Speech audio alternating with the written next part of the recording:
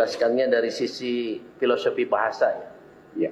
Ada satu frasa di dalam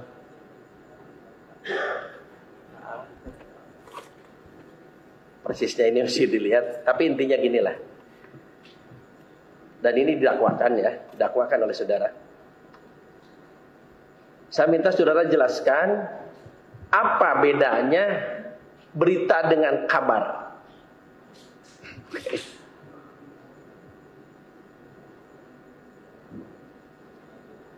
Sebentar ya, selengkapnya saya bacakan pasal 15 ini. Barang siapa menyiarkan kabar yang tidak pasti atau kabar yang berkelebihan atau yang tidak lengkap, sedangkan yang mengerti setidaknya patut dapat menduga bahwa kabar demikian akan atau mudah dapat menerbitkan keonaran di kalangan rakyat, dihukum dengan hukuman bla bla bla ya. Nah, yang ingin saya tahu, yang ingin saya dapat penjelasan dari saudara, tadi itu kan kabar ya. Apa bedanya dengan berita? Saya endapkan sebentar ya, Pak Hakim, karena saya mesti cari fact-nya apa sebetulnya, konteksnya apa, kalimat di dalam KUHP itu. Orang sebut kabar bohong itu. Artinya kabar yang berkekurangan atau berkelebihan. Kan itu logisnya begitu. Itu kabar bohong, kabar yang berkekurangan atau berkelebihan. Tetapi dulu kita sebut kabar itu sesuatu yang telah terjadi tidak real time gitu. Kalau sekarang kita bilang kabar, lain konteksnya. Karena begitu kita online, live streaming, nggak ada lagi yang disebut kabar. Itu langsung kita dapat kan, on time itu. Kalau kita sebut berita, itu bentuk fisik dari kabar. Kira-kira begitu tuh. Diberitakan di mana tuh? Artinya, sudah terjadi berita itu. Orang nggak tanya dikabarkan di mana itu. Jadi kata kabar itu sebetulnya menunjukkan, saya carikan istilahnya, ekspresi otentik ketika orang menerima sesuatu dan mulai memberi interpretasi. Jadi begitu interpretasi mulai, itu di dalamnya ada kabar. Yang kita sekarang, kita nggak perlu kasih interpretasi. Karena berita itu sudah berubah menjadi live streaming. Nggak ada lagi berita sebetulnya. Jadi beritanya apa? Nggak ada, langsung live streaming kan. Kayak itu kabar dulu kan ditulis 1 menit setelah berita terjadi. Karena sekarang nggak ada esensi itu. Jadi wording, apa namanya wordingnya? Pembuatan kata yang menyangkut delik semacam ini harus kita hubungkan dengan keadaan dunia yang masuk dalam post-truth, masuk dalam post-modernity itu, masuk dalam hermeneutic of suspicion, masuk dalam dekonstruksi segala macam. Jadi banyak pasal atau makna yang terpaksa mesti kita keluarkan sebentar, kita rawat dalam kehidupan yang sekarang real time ini, lalu kita masukkan ulang tuh. Pertanyaannya relevan nggak? Kita sebut bahwa kabar itu identik dengan berita. Berita itu berbeda dengan kabar. Bagi saya, kabar dan berita itu sekarang nggak relevan lagi tuh. Karena peristiwanya sekarang real time. Sementara kabar dan berita ditulis.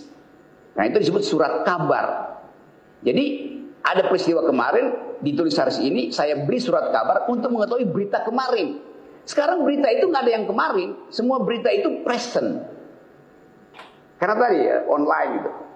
Nah, kalau dia sifatnya present, ya sebaiknya secara present juga langsung dibicarakan kan. Kan memungkinkan kita sekarang untuk saling mengoreksi tanpa harus ada penundaan itu. Begitu faktanya muncul.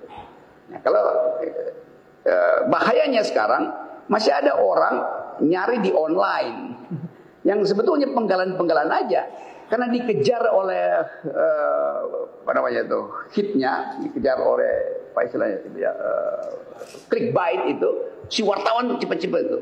Padahal sebetulnya 1 koma keliru itu kabarnya jadi lain. Ada, saya baca misalnya, ibu guru saya cantik sekali. Oke, ibu guru saya cantik sekali. Yang cantik siapa itu?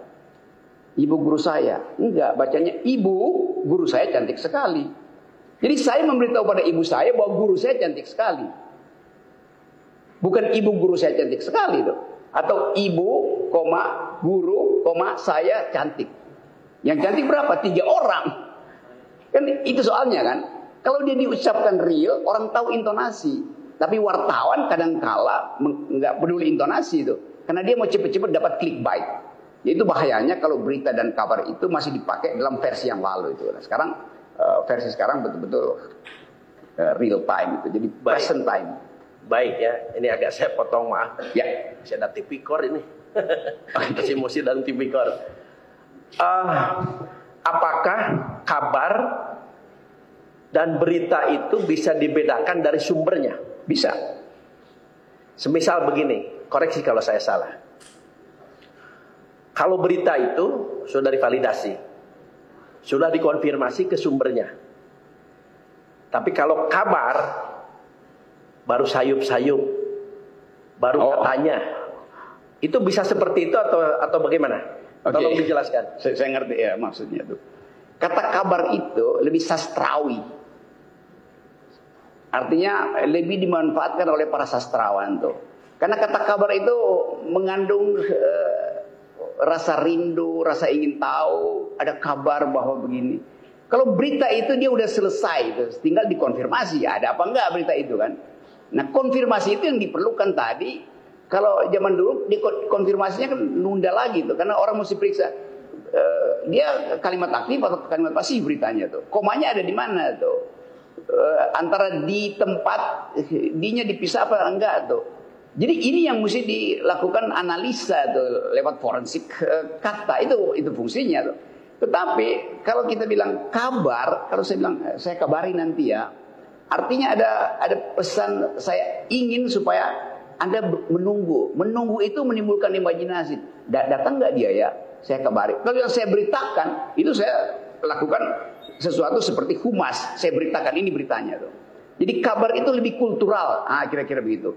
Memberi kabar itu lebih kultural, atau sebetulnya lebih manusiawi lah, atau lebih etis. Memberi berita itu soal teknis. Nah, berita bisa dikonfirmasi, kabar nggak perlu dikonfirmasi. Baik, cukup ya.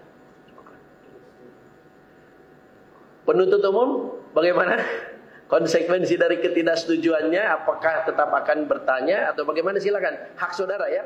Tetap kami berikan kesempatan.